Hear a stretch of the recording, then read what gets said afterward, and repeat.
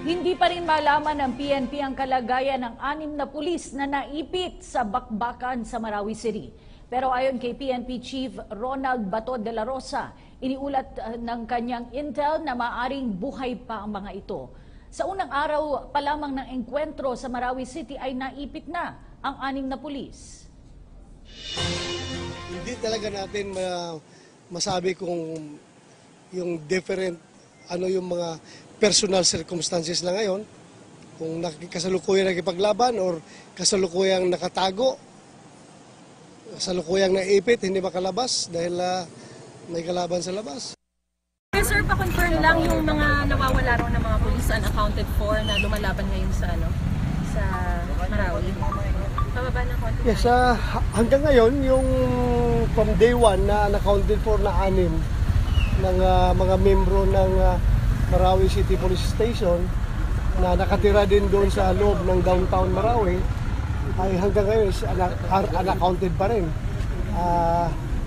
Mga ilan, sir? 6. Pero intelligence ng ating local police naiipit pa raw doon sa loob sa bakbakan. So, tinanong ko yung chief of police, yung provincial director, kung tingin mo buhay pa o ano na nangyari doon. Mukhang buhay pa naman daw. Buhay pa. Sir, hostage kaya o naipit. paano, sir? What do you mean by naipit? Hostage Naipit, hindi makalabas dahil nga sa presensya ng kalaban. Nasa encounter ba sila, sir? Nakikipaglaban sa ngayon?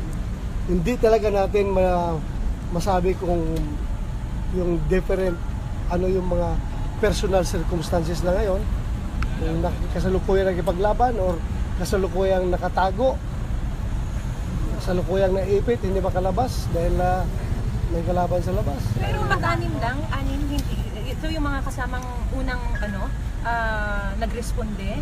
Or sa yung Marawi Police? Marawi City Police. Kasama doon, di ba, sa namatay yung Deputy Chief of Police. So, ano mga rango, sir? Walang opisyal, mga PNCO yan lahat. Hindi ko alam kung ano mga rango. Sir, may sinabi kayo dati na tangke ninyo mismo na nawawala. Meron na ba kayong update doon? Hindi naman nawawala. Iniwan doon dahil naipit na nalaglag sa kanal. Sumabog yung gulong, nalaglag sa kanal, hindi na makamaneuver. Tapos wounded yung mga pulis natin na crew. So nag-withdraw sila. Dahil heavy yung volume of fire ng kalaban. Pero hindi ito yung mga lumalabas sa video na pinasabog ng mga mountain? Hindi yan. As para sa ino, hindi yung amin. Sir, may mga confirmation kayo ng mga armas daw na naagaw sa tropa sa SAF? Like yung black na pickup daw is sa tropa natin sa SAF yun ng day 1 na intercept, pati yung tangke, and yung mga caliber 50 daw na mga gamit, sa tropa daw lahat yun. May confirmation na kayo, sir, sa mga gamit? Hindi ko ma-confirm. Hindi ko ma-confirm. Basta yung convoy na yun na inambos nila, nakarating man sa Kapitolyo yung isang B-150 at saka yung civilian na pick-up. Ang nahiwalay lang doon yung na landmine na B-150 na isa, na yun nga, sumabog yung gulong tapos tumakbo, na-shoot doon sa kanal yung nabalaho. Ano yung sa Nabalahaw yung gulong, kaya hindi na makamaneuver. Hindi na talaga makaalis doon sa area. Sir, may information na may mga foreign terrorists parang na darating to support daw mountain. Meron kayong ganito information na nakarating sa inyo? Ano bang... We are in close one. Binabantayan natin yung border security na sasabi natin. Binabantayan natin na wala makapag-reinforce ng mga foreigners. So, meron bang foreign security organization na tumutulong sa PNP like CIA, intel sharing, dito sa Marawi crisis? Doon siguro natin itanong yan sa Sir, bakit ang dami nang namamatay sa kanila? Ang lakas pa rin nila. Saan ang gagaling yung strength nila? At paano nangyari na yung talagang malalaking kalibre, matatas na kalibre? Meron silang... Doon lang tayo sa nawawalang pulis. Nawawalang pulis yung iba, doon na yan sa spokesman ng... Sir, baka lang may nag-gather tayong information, nakapag-ipon ba sila ng kanilang mga Ammunition. Ammunition, May gamit pagkain. ba sila ka? Ano sir yung natatanggap yung intel How can they information? sustain this much? Samantalang ang dami-dami nang lumalaban sa kanilang government. Pero mamaya natin yan masabi. Huwag mo na mga kwan yan, mga operational details yan yung usapan natin. Pero sir, sa inyo Photoshop lang yung mga nakatayo pa yung mga mounted dun sa mga APC o propaganda lang ba yun or talagang nangyari yun? Ewan ko, baka Or ginagamit. pampropaganda yan. Galing doon sa ibang mga insidente. Sir, wala Sa amin, ang sa amin lang is ganito, yung aming naiwan doon na B-150, naiwan talaga doon sa kanal. Hanggang ngayon, hindi pa na-recover. Dahil nga hindi nga ma-maneuver, hindi na makalabas doon. Kailangan pa ng tow truck na malaki para maghila doon. So, naiwan pa doon sa... Hindi naman naiwan doon sa loob ng downtown kung nasaan heavy ang fighting. Outside of downtown man naiwan yung unit namin. So hindi ma-recover ng sir? Maute hindi. against you. Hindi nila magamit yun. Pag sinabing naagaw, hindi nila naagaw yun. Hindi nila magamit yun. Dahil na-shoot nga sa kanal, hirap nga kami mag-retrieve. Sila pa kaya, ma-retrieve nila yun na shoot mo sa kanal. Pero yung laman nun, magagamit nila. Pwede magamit nila Ano ba yung laman. pinakamataas na kalibre natin? May machine gun doon. Yun yung caliber 50, sir? Yun ba yung caliber 50? Sir, kahapon 90% na daw na take over ng government troops area. Ayun na lang development. We go by that information. Wala pang bago. Wala 90%. Hindi pa tayo sure kung talagang matatapos yung incident. Hindi ako makita. Ilan na casualty sa side ng PNP? Ilan na casualty sa side ng PNP? Yun pa rin yung tatlo yung killed in action, tatlo yung wounded, tapos 6 na missing. Sir, Missing unaccounted for, missing in action, unaccounted for. Sir, last, from my end, nanggaling kayo mismo doon, ano yung assessment niyo? Kasi kanina in-announce lang na 11 ang killed ng friendly fire because of the airstrikes. Dapat ba ipagpatuloy pa yung airstrikes or ano? Or pinagutos na Ang militarya makapagsabi nga. Pero sir, wala namang Kasi pulis na kanilang nadamay assets yan dun. eh. Walang pulis na nadamay dun sa airstrike na yun, na nagkamali. So far wala. Wala nang additional troops to be sent doon. Oo.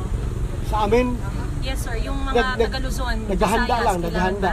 naghahanda lang. Kaya kung kinakailangan pa ng kuwan, depende yan sa task force sa Marawi, Joint Task Force Marawi, kung kailangan pa nila ng tropa, we will pull out some of our public safety forces from Visayas and Luzon. At Padala present, natin ano doon. yung biggest concern ninyo ngayon? Yung hindi mag-spread out yung problema. Yung pinaka-concern natin ngayon, yung sa Region 10, yung sa Iligan City. Kasi yun talagang recipient ng mga evacuees, di ba? Nandun papunta sa Iligan. So, dapat hindi ba singitan yun ng mga maute na nagkukunwari na evacuees. Kaya, Baka doon mag-spill over? kailangan ay kontra kaya na binabantayan natin. Binabantayan natin. Dahil yun ang pinakamalapit na syudad next to Marawi. That's only about around 35 kilometers away from Marawi. At saka karamihan talaga ng evacuees ay yung kanilang movement going towards sa Iligan City. Have you made any arrest doon sa mga Any arrest? May mga na-arresto na. Arrest. Wala pa. Wala pa. Wala pa. Sir, thank you. Pero lang minumonitor. Sir, sa Metro Manila, wala tayong intel information na may movement. Itong Maute, baka may pinaplano sila. Saka yung mga relatives nila sir, Relative. nandito daw, di ba? Yung mga, yung hinahanap natin yung mga relatives sila na pwede magkanlong sa kanila kung sila ay makasibat sa Marawi, pumunta sa Manila, minumonitor natin. Sir, may na-arresto na raw palang mga Maute dito sa Metro Manila, nakalusot sila sakay ng Nag-surrender, yung nag-surrender sa ano ba yun? NBI, di Iba ba? yun eh. Nag-surrender sa NBI. Pero nirelease Ha? Nirelease Nirelease din. Nagpa-clear lang ng So, hindi ba names. parang nakanalusutan yung intel dun sa Mindanao with the fact that they were able to get here in Metro Manila? Hindi naman kasi hindi naman yung na-clear na sila. It doesn't mean naman na pag maunti apelido mo, kriminal ka na, terorista ka na, di ba? Kaya nga kawawa naman yung mga bata, mga babae na walang kinalaman doon, porque maunti, pag-storin mo na lang kagad. Marami mong as they claim maunti ng hindi taga ibang bayan. Hindi yun doon sa Butig, yung home base talaga ng mga Maute na Maute Brothers. Ibang bayan doon sila. Sir, So you paano can say for a fact right now that Metro Manila is still free from Maute members, Maute group, or any terrorist na kasabwat nila? Or sir, while na ang focus natin ay nasa Marawi, baka magkaroon dito sa Metro Manila na parang yun ang kanilang paraan. Can we say for a fact na we're free of Maute right now? Wala muna? Wala ba? Sabi na gano'n kasi baka mamaya may nakalusot dito, din na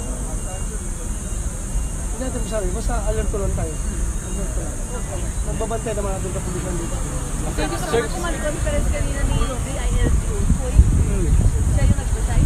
Ako, Basically, anong laman ng command conference? Saka ano directive yun, sir? yung mga actions taken namin regarding the declaration of martial law, ano yung aming mga actions taken, anong nag-implement namin on the ground. So yun. Ang recommendation nyo, mag-extend pa ng 60 days or beyond?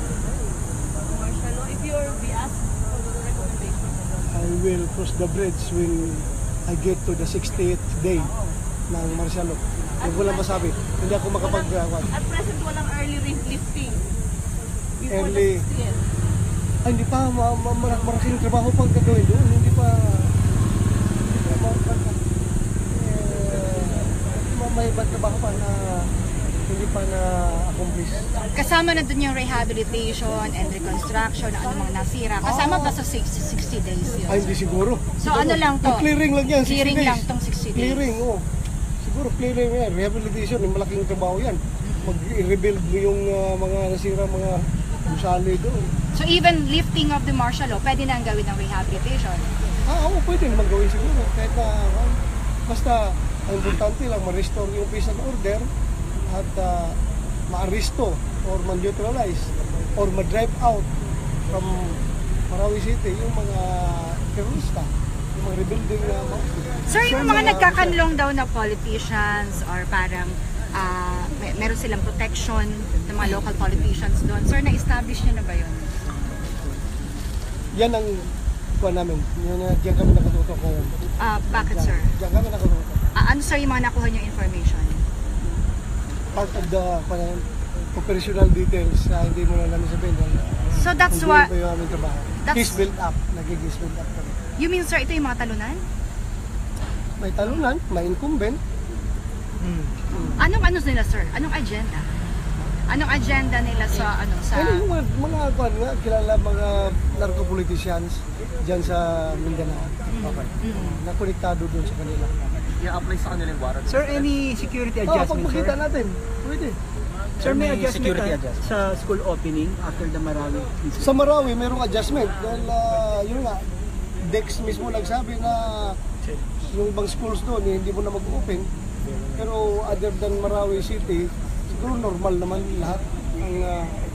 I don't know with the Dex, no? Yung DepEd, ano yung kanilang decision dyan. Pero as far as sa peace and order situation is concerned, siguro sa Marawi lang ang may problema. Sir, ilang local politicians yung tinitingnan natin, whether incumbent siya or yung mga past? Hindi mo na ako magbigay ng number. Okay.